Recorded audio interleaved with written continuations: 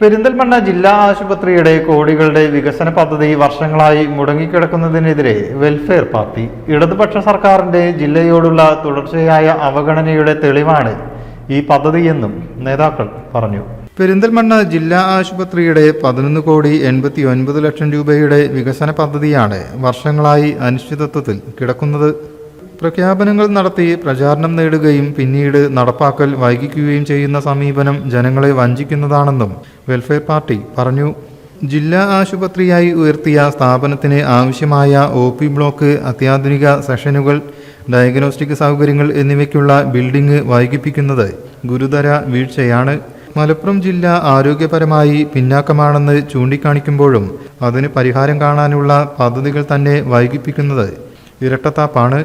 പ്രശ്നപരിഹാരത്തിന് സുതാര്യമായ നടപടികൾ സ്വീകരിക്കണമെന്നും അല്ലാത്ത പക്ഷം ജനങ്ങളെ സംഘടിപ്പിച്ച് ശക്തമായ പ്രതിഷേധത്തിന് നേതൃത്വം നൽകുമെന്നും നേതാക്കൾ പറഞ്ഞു. ഗവൺമെന്റ് ഹോസ്പിറ്റലുകളുടെ പ്രത്യേകിച്ച് മലപ്പുറം ജില്ലയിൽ ആരോഗ്യ മേഖലയിൽ ഉണ്ടാകുന്ന ധാരാളം അപര്യാപ്തതകളുടെയും പ്രതിസന്ധികളുടെയും നടുവിലാണ് വളരെ അടിസ്ഥാനപരമായി ജനങ്ങൾക്ക് ലഭിക്കേണ്ട ഒരു പദ്ധതിയെ, ഒരു സൗകര്യത്തെ ഇവിടെ നഷ്ടപ്പെട്ടു കൊണ്ടുപോകുന്നത് എന്ന ഒരവസ്ഥയുണ്ട്.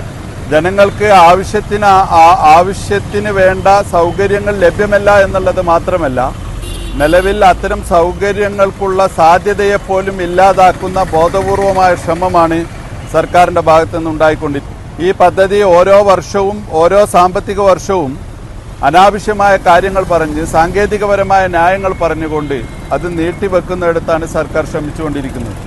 പലപ്പോഴും സർക്കാർ വിളിച്ചു ചേർക്കുന്ന ഗവൺമെന്റ് ആരോഗ്യവകുപ്പിന്റെ വിവിധ പദ്ധതികളുടെ മോണിറ്ററിങ്ങുകളുമായി ബന്ധപ്പെട്ട യോഗങ്ങളിൽ പെരിന്തൽമണ്ണ ജില്ലാ ഹോസ്പിറ്റലിയുടെ പേര് പരാമർശിക്കാതെ പോകുന്നു എന്നുള്ള വിധം ആണ് കാര്യങ്ങളെന്നാണ് ബന്ധപ്പെട്ട ആളുകളിൽ നിന്ന് നമ്മൾ മനസ്സിലാക്കുന്നത്. വിഷയത്തിൽ വെൽഫെയർ പാർട്ടി ജില്ലാ നേതാക്കൾ ആശുപത്രി സൂപ്രണ്ടിനെ നേരിൽ കാണുകയും ചെയ്തു. സഫീർ ഷാ, മുനീബ് കാരക്കുന്ന്, ആരിഫ് ചുണ്ടയിൽ, PK ഹൈദർ, ഷുക്കൂർ, നിസാർ മാനത്തുമംഗലം, അഷ്റഫ് കണ്ടപ്പത്ത് എന്നിവരാണ് സൂപ്രണ്ടിനെ കണ്ടത്. News bureau, Perinthalmanna.